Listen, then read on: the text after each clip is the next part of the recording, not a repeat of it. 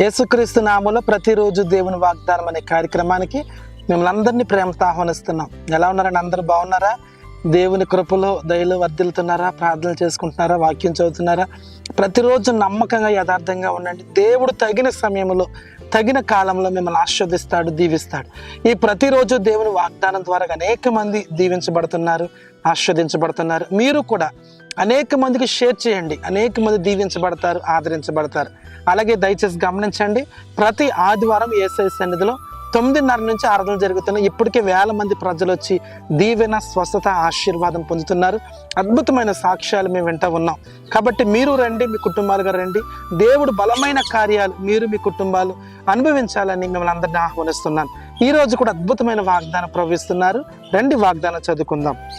కీర్తనల గ్రంథము 3వ అధ్యాయము 5వ వచనం. యెహోవా నాకు ఆధారము. హల్లెలూయా.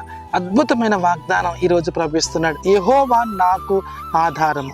శూన్యములో సృష్టిని చేసిన దేవుడు ఏ ఆధారం లేని చోట నీ కొరకు, నీ పిల్లల కొరకు గొప్ప కార్యం చేయగలడు. ఎప్పుడైతే ఈ మాట నువ్వు వింటావో, ఈ మాటను నమ్మకం ఉంచుతావో, దేవుడు నీ పట్ల కూడా గొప్ప కార్యం చేస్తాడు. దావీదు అన్నాడు, యెహోవా నాకు ఆధారము. సమస్తానికి ఆధారమైన వాడైన నీ జీవితం బాగుపడాలన్నా, నీ పిల్లలు స్థిరపరచబడాలన్నా, నీవు ఇల్లు కట్టాలన్నా, స్థలం కొనాలన్నా, నీ ఉన్నతమైన స్థాయికి వెళ్ళాలన్నా, సమస్తానికి ఆధారమైన వాడు నజరేయుడైన యేసు.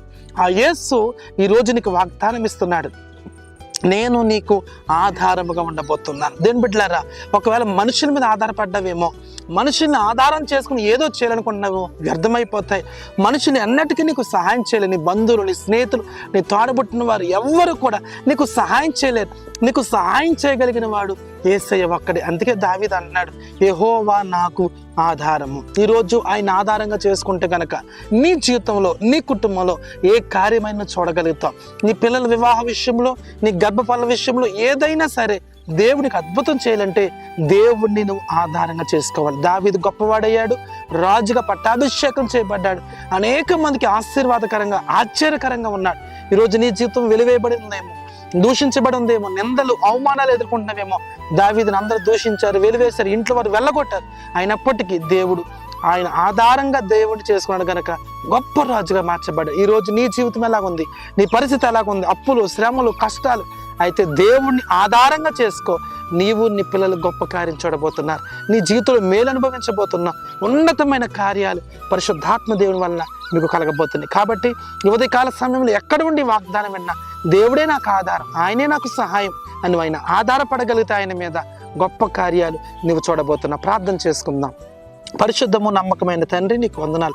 దావీదు అంటున్నాడు, యెహోవాయే నాకు ఆధారం అన్నాడు. ప్రభువా, నీవే సమస్తానికి ఆధారంగా కనబడుతున్నావు. శ్రమల్లో, కష్టాల్లో, ఇబ్బందులు, మనుషుల మీద ఆధారపడి ఓడిపోయిన వారు ఉన్నారు, కన్నీటిలో, నిందల్లో ఉన్నవారు ఉన్నారు. ప్రభువా, ఈ రోజు నుంచి నీవే మాకు ఆధారంగా మేము చేసుకుని చుండగా గొప్ప కార్యాలు, అద్భుతమైన కార్యాలు ప్రతి ఒక్కరి జీవితంలో జరిగించి యేసు నామములో దీవిస్తున్నాను, ఆశీర్వదిస్తున్నాను.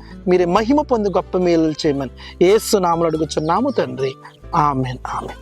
హల్లెలూయా. ప్రభు మనందరికి ఇస్తున్న వాగ్దానం, దేవుడే మనకు ఆధారం. ఆయన ఆధారంగా చేసుకోండి, గొప్ప గొప్ప కార్యాలు మీరు చూస్తారు. దేవుడు మిమ్మల్ని అందరినీ దీవించును గాక. ఆమేన్. God bless you.